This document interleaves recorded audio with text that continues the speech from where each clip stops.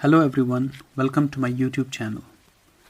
Today we are going to discuss a poem. This is a photograph of me by Margaret Atwood. This is a photograph of me. It's actually published in a collection of poetry, The Circle Game, in 1964. ये poem जो है ये एक free verse poem है जो कि एक photograph के बारे में बताना चाहिए.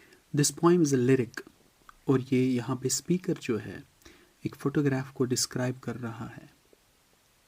और जब हम एक डीपर एनालिसिस करते हैं इस पोइम की तो हमें ये पता चलता है कि ये पोइम जो है स्पीकर जो है वो डेड है और वो स्पीकर जो है वो प्रोबेबली जो है फीमेल है और वो अपनी वॉइस जो है, क्योंकि अभी तक उसकी वॉइस जो है उसको सप्रेस किया गया था और अब वो क्योंकि नाउ शी इज़ डेड तो she is talking with the audience. यहाँ पे मार्गरेट एटवुड जो है we have to understand that she is a feminist and through this poem she has given voice to the voiceless. और उनकी नज़र में voiceless जो है वो वुमन है. तो अभी तक के वर्ल्ड में जो एक मेल डोमिनेटेड सोसाइटी है वहाँ पे फीमेल्स की वॉइस को सप्रेस किया गया था. और इस पोइम के थ्रू वो ये दिखाना चाहती है कि हिस्ट्री को कैसे डिस्टॉर्ट किया जाता है. फीमेल्स की अभी तक की जो हिस्ट्री है उनको मेल्स ने राइट किया है, मेल्स ने लिखा है और उस वजह से मेल्स ने उनको डिस्टॉर्ट किया है. उनकी एक्चुअल पोजीशन जो है वो क्लियर नहीं की गई है और अभी तक एज अ रिज़ल्ट वो वॉइसलेस बनी हुई है. उनकी कोई भी अपनी वॉइस नहीं है, वो मार्जिनलाइज्ड है, वो सप्रेस्ड है. तो इस पोइम के थ्रू एक सिंबल दिखाया गया है जो कि एक डेड पर्सन का सिंबल है, क्योंकि फीमेल जो है एक मेल डोमिनेटेड पैट्रियार्कल सोसाइटी में वो ऐसी है जैसे एक डेड पर्सन है और डेड की कोई वॉइस नहीं होती है. वैसे ही मार्गरेट एटवुड उन्होंने एक कंपैरिजन ड्रॉ किया है between the dead and the woman कि दोनों जो है वॉइसलेस है. और यहाँ इस पोइम की ख़ास बात ये है कि यहाँ पे वही डेड पर्सन जो है वो एज अ स्पीकर बात कर रहा है और ये दिखाने की कोशिश कर रहा है कि मेरी आवाज़ सुनिए, लिसन टू माई वॉइस. कि आप अगर एनालाइज करेंगे, गौर से देखेंगे तो आपको मेरी वॉइस सुनाई देगी. तो यहाँ पे बात क्या होती है मेल डोमिनेटेड सोसाइटी में, पैट्रियार्कल सोसाइटी में, कि प्रेफरेबली वुमन को साइलेंस किया जाता है, प्रेफरेबली उनकी आवाज़ को नहीं सुना जाता है. तो ये पोइम जो है उस सेंस में एक फेमिनिस्ट वॉइस को रेज़ करती है कि हमारी भी फीमेल्स की भी वॉइस है और उनकी जो है आइडेंटिटी उनको भी हमें एक्सेप्ट करना पड़ेगा. Now let's read the poem और उसके बाद हम लाइन बाय लाइन इसकी एनालिसिस करेंगे. It was taken some time ago. At first it seems to be a smeared print, blurred lines and grey flecks blended with the paper. Then, as you can scan it, you see in the left-hand corner a thing that is like a branch, part of a tree, balsam or spruce, emerging, and to the right, halfway up what ought to be a gentle slope, a small frame house. In the background, there is a lake, and beyond that, some low hills. The photograph was taken the day after I drowned. I am in the lake, in the center of the picture, just under the surface. It is difficult to say where precisely, or to say how large or small I am.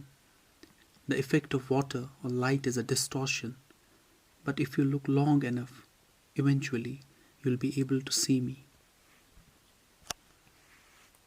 अब हम इसका line by line analysis करते हैं. It was taken some time ago. It जो यहाँ पे है वो फोटोग्राफ के बारे में है. तो ये जो फोटोग्राफ है ये कुछ टाइम पहले लिया गया था. At first it seems to be a smeared print, blurred lines and grey flecks blended with the paper. तो पहली नज़र जब आप इस फोटोग्राफ की तरफ देखते हैं तो आपको ब्लरी लाइन्स दिखती है, आपको दाग धब्बे दिखते हैं और पिक्चर जो है वो कुछ क्लियर नहीं है. Then, as you can scan it, you see in the left-hand corner a thing that is like a branch. But अगर आप थोड़ा गौर से देखेंगे तो लेफ्ट हैंड साइड की तरफ इस पिक्चर पे आप देखेंगे एक ब्रांच है, वो किसकी है? वो एक ट्री की है। Part of a tree, balsam और स्प्रूस इमर्जिंग। तो ये ब्रांच जो है ये प्रोबेबली या तो बाल्सम ट्री की है या स्प्रूस ट्री की है। तो ये आप लेफ्ट हैंड साइड देखते हैं फोटोग्राफ पे। And to the right half way up what ought to be a gentle slope, a small frame house. तो लेफ्ट की तरफ जब आपने देखा तो आपने ब्रांचेस देखी, या तो बाल्सम और स्प्रूस ट्री की है। तो जब आप राइट की तरफ देखते हैं तो आपको एक स्मॉल फ्रेम हाउस दिखेगा। तो अभी तक की जो इमेज जो है वो पॉजिटिव है, उसमें कोई भी हम ये नहीं कह सकते कि आगे पोएम जो है इतना ड्रास्टिक टर्न लेगी जो कि हम देखने वाले हैं।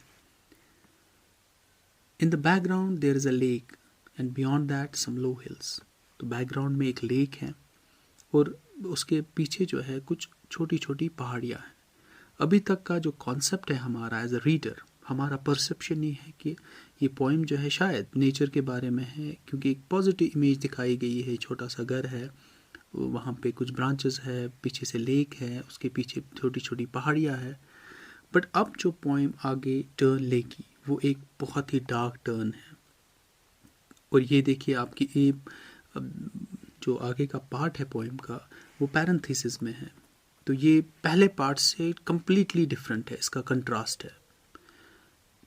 तो अब फोटोग्राफ की बात चल रही है तो आगे इसके बारे में बात होगी। The photograph was taken the day after I drowned. तो अब जो है ये फोटोग्राफ स्पीकर बोल रहा है कि ये तब ली गई थी, the day after I drowned. तो यहाँ पे एक स्टार्टल हो रही है ऑडियंस की। अभी तक जो है हमें तो बहुत ही पॉजिटिव दिखाया गया था, तो अब अचानक से ये जो है ये नेगेटिव इमेजरी की बात कहाँ से आ गई। तो यहाँ पे जो है डायरेक्टली स्पीकर ऑडियंस से बात कर रहा है और ये कह रहा है कि ये फोटोग्राफ तब लिया गया था the day after I drowned. Now we know that Margaret Atwood is a feminist writer. यहाँ पे ये जो आई है ये प्रॉबेबली हम एज्यूम कर सकते हैं कि that this person is a female जो कि डेड है। और यहाँ पे अब डेड जो है डायरेक्टली लिविंग के साथ बात कर रहे हैं जो कि ऑडियंस है इस पोइम की। I am in the lake in the centre of the picture just under the surface. जो ये लेक देख रहे हैं आप फोटोग्राफ पे, इसके अंदर मैं हूँ। I am drowned, I am dead. अगर आप गौर से देखेंगे तो आपको इस सरफेस के beneath मैं दिखूंगी। It is difficult to say where precisely, or to say how large or small I am. The effect of water on light is a distortion. I cannot tell you कि मैं कितनी बड़ी हूँ या कितनी छोटी हूँ, बट जो वाटर पे लाइट का एक इफ़ेक्ट है वो एक डिस्टॉर्शन है। वो ये डिस्टॉर्शन है कि वो लोगों का ध्यान जो है वो भटका रहा है इस तरफ से कि वो ये नहीं देख पा रहे हैं कि इस लेक के अंदर मैं हूँ और मैं मरी पड़ी हूँ। But if you look long enough, eventually you will be able to see me. But she is directly, saying to the audience that if you look long enough, you will be able to see me. जब आप गौर से इसकी तरफ देखेंगे, analyse करेंगे, तो आपको मैं दिखूंगी। तो जब हम डीपर एनालिसिस करते हैं पोइम की, तो पोइम जो है पहले हाफ में बहुत ही पॉजिटिव है, ऑडियंस को नहीं पता है कि आगे क्या होने वाला है। बट जो कि लेटर हाफ पोइम का है बहुत ही डार्क है, जहाँ पे मार्गरेट एटवुड ने एक डेड को कंपेयर किया है विद, हम ये एज्यूम कर सकते हैं, क्लियरली पोइम में बताया नहीं गया है, but because we know the writings of Margaret Atwood, she is a feminist. तो ये डेड जो है she is probably a female, तो जो अपनी बात जो है कहना चाहती है लोगों को, जिसकी बात अभी तक दबाई गई थी, सप्रेस की गई थी और जिसको अभी वॉइस नहीं थी, अब उसको वॉइस मिल गई है। क्योंकि मार्गरेट एटवुड ने यहाँ पे एक फ़ीमेल को कंपेयर किया है विद द डेड। डेड की भी वॉइस नहीं होती है और एक मेल डोमिनेटेड सोसाइटी में फीमेल्स की भी वॉइस जो है वो सप्रेस की गई है। अभी तक जो उनकी हिस्ट्री है, जो कि एक वर्ड यहाँ पे यूज़ किया गया है, distortion, the effect of light on lake is a distortion. तो वैसे ही फीमेल्स की हिस्ट्री को अभी तक डिस्टॉर्ट किया गया है, उनको तोड़ मरोड़ के पेश किया गया है। उनकी हिस्ट्री जो है मेल्स ने लिखी है और उनकी पूरी रियलिटी जो है वो बयान नहीं की गई है। अब through this poem Margaret Atwood she advocates for the rights of woman, और ये कहती है कि उनकी भी अपनी वॉइस होनी चाहिए, कि जो अपनी वॉइस से अपनी हिस्ट्री को खुद लिखे। तो अभी तक का जो वर्ल्ड है, जो एक पैट्रियार्कल सेटअप है, वहाँ पे फीमेल्स की वॉइस जो है वो सप्रेस्ड है। और ये पोएम जो है ये एक फिरोशियस अटैक है उस मेल डोमिनेटेड सोसाइटी पे, कि जहाँ पे फीमेल्स को सप्रेस किया जाता है। ये पोएम जो है ये एक पोस्ट मॉडर्न पोएम है। पोस्ट मॉडर्निज्म की एक ख़ास बात यह है कि वहाँ पे जो पोइट्री है it's written in free verse. तो ये पोइट्री भी, जो ये पोएम है, फ्री वर्स में लिखी गई है। यहाँ पे कोई सेट राइम स्कीम नहीं है, कोई लाइंस जो है वो ब्रोकन लाइंस है, एंजाममेंट का यूज़ किया गया है, लाइंस जो है उनका आइडिया दूसरी लाइन में कैरी फॉरवर्ड किया गया है। और जो राइटिंग स्टाइल है वो पूरी तरह से डिपिक्ट करता है फ्रेगमेंटेशन, जो एक फीमेल वर्ल्ड की फ्रेगमेंटेशन है in the male dominated society. वही राइटिंग स्टाइल जो है इस पोएम का भी है। तभी आप देखते हैं कि ब्रोकन लाइंस हैं, ठीक है, और फ्री वर्स का यूज़ किया गया है। जब हम थीम्स की बात करते हैं, कुछ डोमिनेंट थीम्स यहाँ पे हम देखते हैं। एक तो है परसेप्शन और रियलिटी। तो राइटर ये कहना चाहती है कि जो है हमारा परसेप्शन है, यूजुअली ये नहीं है कि परसेप्शन हमारा ही रियलिटी हो, क्योंकि जब हम पोइम पढ़ते हैं तो उसमें हमारा पहला परसेप्शन इसकी तरफ जाता है कि ये शायद नेचर के बारे में है, क्योंकि एक ब्यूटीफुल इमेजरी के बारे में बात हो रही थी पहले पार्ट में, बट दूसरे पार्ट में एक्चुअल रियलिटी का सामना करना पड़ रहा है, जो कि एक डार्क रियलिटी है। तो कहने का मतलब ये है कि परसेप्शन और रियलिटी डिफरेंट थिंग्स है। हमारा परसेप्शन रियल भी हो सकता है और रियल नहीं भी हो सकता है। उसके बाद दूसरी थीम जो है वो एक डिस्टॉर्शन ऑफ हिस्ट्री। हिस्ट्री को कैसे डिस्टॉर्ट किया जाता है, इसीलिए डिस्टॉर्ट किया जाता है ताकि रियलिटी को छुपाया जाए। तो मार्गरेट एटवुड, क्योंकि वो एक फेमिनिस्ट है, ये कहना चाहती है कि फीमेल्स की भी हिस्ट्री जो है अभी तक की डिस्टॉर्ट की गई है, तभी जाकर उनको एक सेकंड प्लेस दी गई है वर्ल्ड में। एक ऐसा स्टेटस दिया गया है जो कि एक सप्रेस्ड स्टेटस है, और तभी जाकर उनकी जो पोजीशन है वो एक वॉइसलेस पोजीशन है, डेड की तरह है, जिनकी कोई बात ही नहीं है, जो खुद बात भी नहीं कर सकते हैं। तो अब टाइम है कि वो अपनी हिस्ट्री खुद लिखे, मेल्स उनकी हिस्ट्री ना लिखे, उनकी खुद की वॉइस हो और वो खुद की रियलिटी खुद बयान करे। तो ये कुछ मेजर थीम्स हैं इस पोएम की।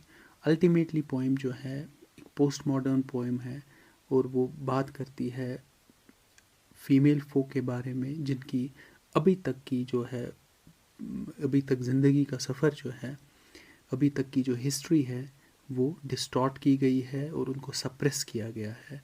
और इस पोएम के थ्रू एक फिरोशियस अटैक है मेल डोमिनेटेड सोसाइटी पे, कि वो हिस्ट्री को कैसे डिस्टॉर्ट करते हैं फीमेल्स की, और उनकी वॉइस को कैसे सप्रेस करते हैं। I hope you have understood this poem. Until next time, it's goodbye from me.